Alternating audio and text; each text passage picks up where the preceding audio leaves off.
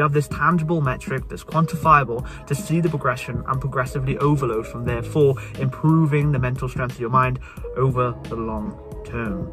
Coming from a neurological standpoint, learning will build the strength in your mind.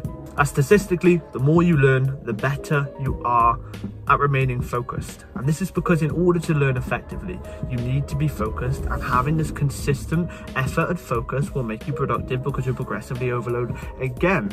Also, your prefrontal cortex, the part of the brain that works your focus and engages your attention on certain topics and tasks, will increase in ability over the long term of consistent effort towards learning. Because if you sit down consistently for say 2 hours per week trying to learn something new, this effort and attempt at learning something new will train your prefrontal cortex to be more focused, active, and work better in attentive work.